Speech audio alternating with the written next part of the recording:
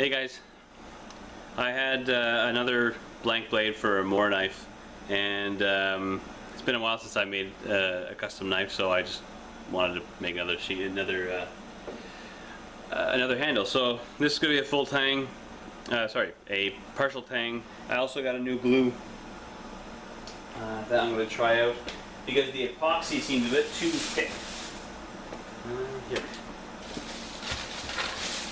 So we'll try out this Gorilla liquid glue that it should be strong enough. Honestly, I love Gorilla glue. That I have the wood glue, that white one. So this one looks a lot more liquidy. So I'll be able to pour this right into the hole. Last time when I was doing the epoxy, I mixed it together, and it was so thick that I didn't really get the feeling that it was really going all the way down. So at least with this, I'll be able to fill the entire cavity and then squish the knife in. And it says it expands like 3 or 4 times while it dries. So that'll be sure to completely take the entire space. So people seem to love knife videos. So I found during one of my escapades to my sawmill, this was a bigger block. There was like 4 of these. And it's a very extremely dense reddish, I have no idea what type of wood this is, but I thought it was sapele, like the other wood that I've been using, but it doesn't look like that. So it could be some breed of walnut, or it's really heavy. And so I'll take this for one end. It's just not long enough, and that was the only, I was hoping to just make one long piece. But since this is the one I would feel like working with, it's not long enough. I wanted to have at least this one a bit longer. There's a couple of the knives that I've been doing, they've just been a little short. It ends like right within my palm, which is okay sometimes, but it depends on what you're looking for. So this is a piece of sugar maple. So just to complete the look, I think the contrast of the colors will be nice at the end. So I'll just put this in the front, and so it'll give us a nice big handle for the bigger, bulkier Mora knife. So let's get started.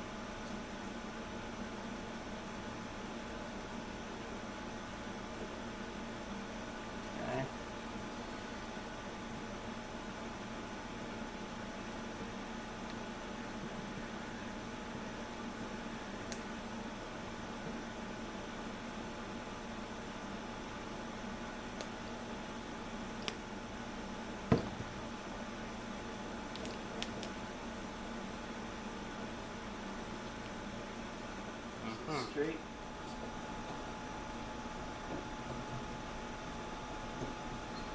Start squeezing.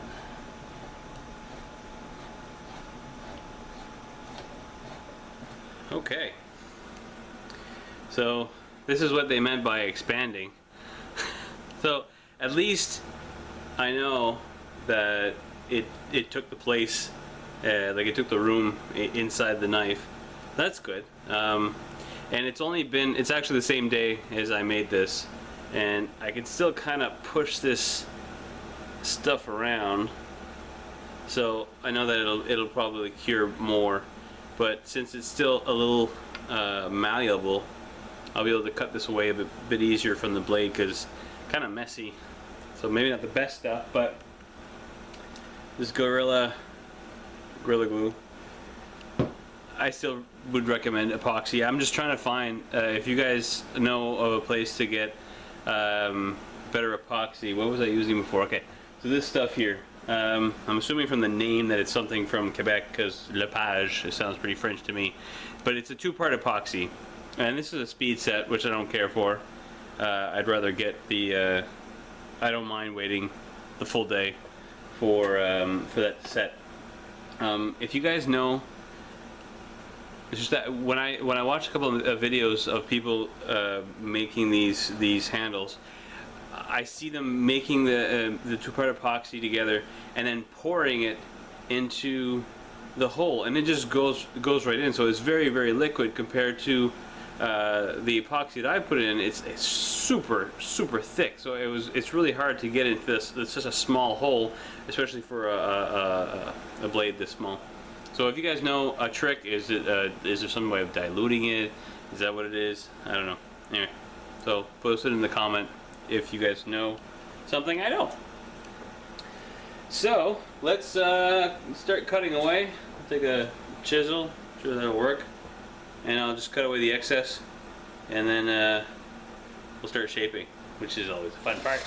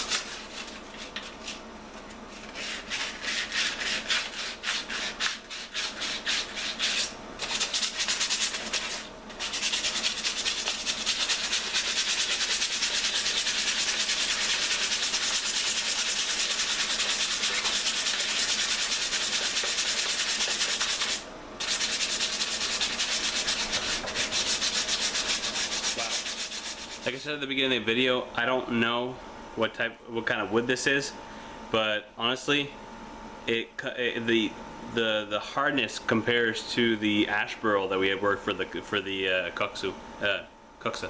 Sorry. So this is the end. This is the final product. Nice little palm swell towards the middle. I want what I wanted to try for this one was a bigger handle, like way more hefty. Because my other Moras were very slim, a lot slimmer handles. So we have this one and this one. So see, this one is long and slim, which is comfortable for certain types of tasks, especially the little needle point end here. I mean, for fine tasks, this is quite comfortable, and for anyone that has smaller hands, this is definitely going to be better. But for people that have larger hands, like I don't have the biggest hands, but like I guess it would be like a medium-sized hand. it can get quite tiresome working with that with the knife that size. And with this one, it's not so bad, but it's like a reverse palm swell. So I have good grip on the end on where my pink index fingers, but for the guard. And then since this swell is in the back, it does offer like good control of like not slipping. But again, it's a different feeling. I love this knife though, and no matter what, I'm gonna keep this knife. It's just gorgeous. I love it. But this one is just a lot bulkier, so I should try to take the tape off now. Now that we've gotten through most of the dangerous parts, let's get this off and see what it looks like. And then we can go to the funnest part, which is of course putting the finish touch on. And I'll be using the True Oil gun stock oil, which I've used on pretty much every one of my knife handles until now. So much bigger knife, like, so you see the handle is about the same length as the knife, so nicely proportionate. I don't know what the weight is, but we're the center of gravity. But with the knife this small, it's not that important anyway. But it's a nice, hefty, very comfortable. With this size, a lot more comfortable. I think I have a lot more confidence wielding this knife. Nice lines too, nice and straight. I don't always get that perfect, you know. We're learning. So, without further ado, let's get to the finishing and see what kind of patterns we got in this. Looks pretty neat. All right, so like I said, this is True Oil. It's made for gun stocks. So you want something really tough. Gun stocks, you're gonna have a lot of traffic and a lot of wear and tear. All right, so to finish this, you just kind of dab it on. Let's see what this gives. It looks like a nice satin finish here. I gotta watch the blades. The blades have covered, my hands are on it. Oh, that looks amazing. I really need to find out what kind of wood this is, but sadly I don't think I'm ever gonna, I don't think that'll be possible. Maybe put some more.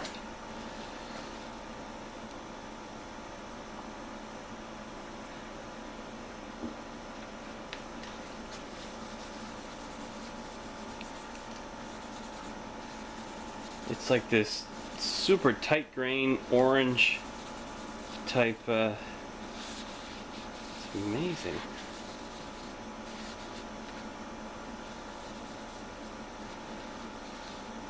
Glad I went with that contrast concept.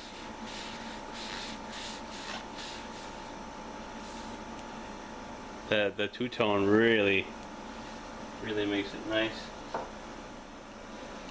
Wow. Look at that.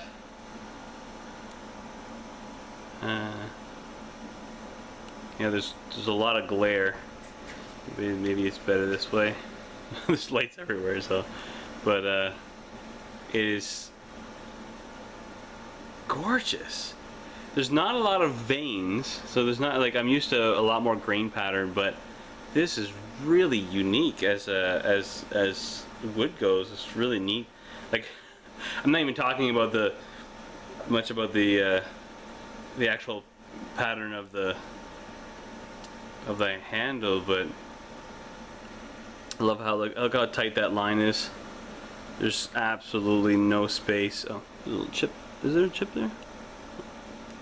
It's more glue and dirt, but I can sand that out. But the rest of this is a nice close seam. Very solid looking knife. New knife, that means new sheath, right? We'll have to get one out for that. Alright, so hope you guys enjoyed it. I mean, it's nothing much new. I just really felt like making I had this blank and I really wanted to make a nice handle for it. So I'm going to be putting another 3 or 4 coats of this gun stock oil on it, and so look forward to another sheath video. We'll try to find something. We'll try something new, either a new technique or new model, whatever. All right, so see you guys. Hope you guys liked it. As usual, subscribe, comment, leave comments, questions, and if anyone knows what type of wood this looks like to them, please comment. I'd love to know where to find, like, if I can get a name out of this. I'd love to get more and see what else I can make out of it. So see you guys.